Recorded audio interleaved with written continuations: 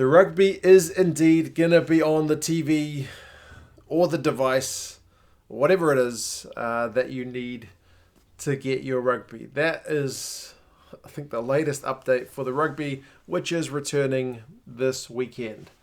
Last week I did not a review, but a video anyway about the broadcasters who were going to be showing the Super Rugby Aotearoa games. Well, specifically, which broadcasters had the rights to the Super Rugby Aotearoa games. Got in touch with Sanzar. Here's what they said, if I remember to edit this in. Basically, yes, it hasn't changed from whoever had the rights to Super Rugby. Some people have actually asked, why are they still calling this Super Rugby? It's not Super Rugby anymore.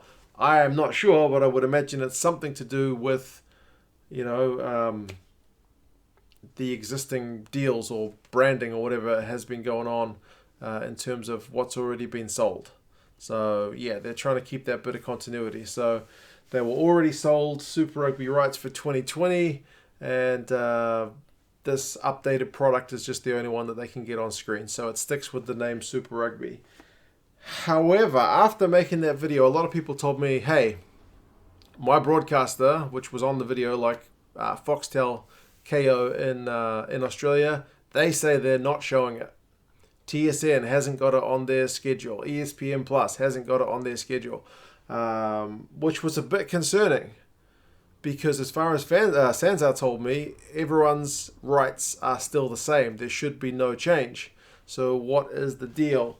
I think the deal with like ESPN Plus and TSN is perhaps a little bit different from what was with Australia. I'm going to do a bit of speculating here, but I would imagine for Australia, it's perhaps a little bit of bad blood between Rugby Australia and Fox, because essentially when Raylene Castle was still in charge of Rugby Australia, she got an offer from Fox for a broadcast deal. It was low. It was a lot lower than they previously received, and she wanted to negotiate either with somebody else or at least check the market to see what other options were on the table.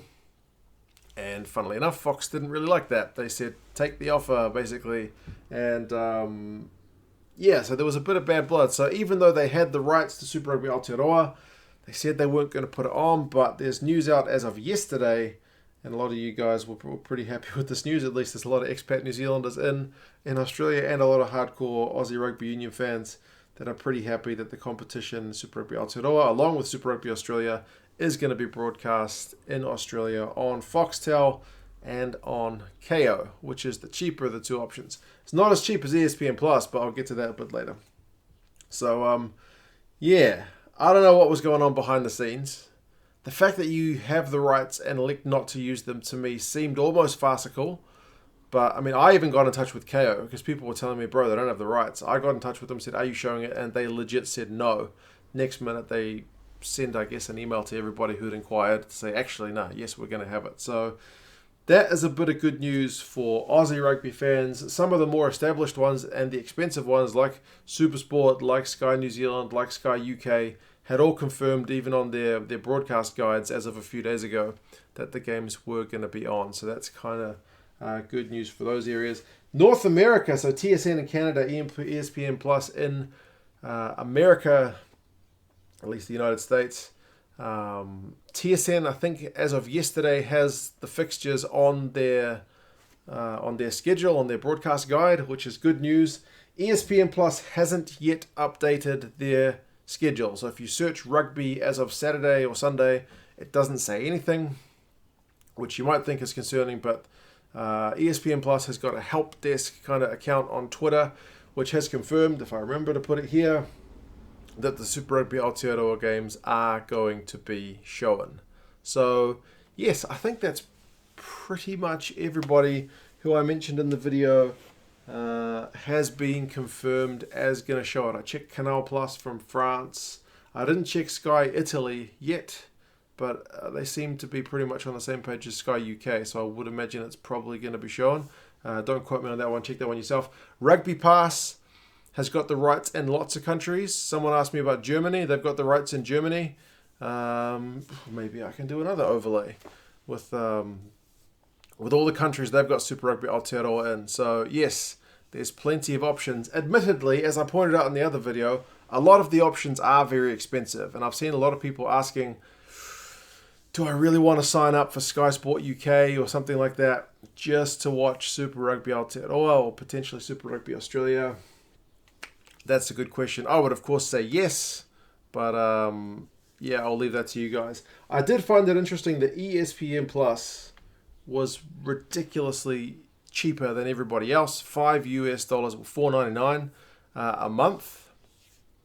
Now, I have a VPN, so I actually, just before coming onto this video, I signed up for an ESPN Plus account using the VPN, put myself in Seattle, and yeah, because I've got their team's jersey. So yeah, I've signed up, and that'll be good because I've talked my missus into going down to one of the games in Hamilton, in which case I may not be able to see the game on TV unless it's being shown in the motel where we stay, which I haven't booked yet, but just in case. So for $5, and I've already got a VPN, I figured, yeah, that's a pretty good deal. $5 a month compared to, like, what was it in New Zealand, like 30 odd US dollars. This is US dollars as well. So yeah, I'll see how that goes. I gave it a little test run. I'll show that at the end. You guys can check it out. But the VPN I use, if you sign up for a year, it works out to be $6.67 a month,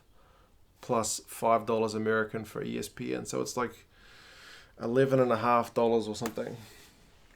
For me, that's worth it, but I'll leave that up to you guys. I'll put the VPN's link in the description. Stick around if you want to see how I worked it out. But yeah, you guys take care. Super Rugby is going to be on TV, so it's good news. And I'll talk to you again soon. See you later. Alright guys, so using ESPN Plus, I'm here in New Zealand. It's outside my territory, but for that price, it was worth giving it a crack. So I chose Seattle. This one seems to work for me. From the list of locations, connect to the VPN, which is pretty easy to install. Go to ESPN Plus. I signed up for an account with them. I paid with my credit card. It was pretty straightforward.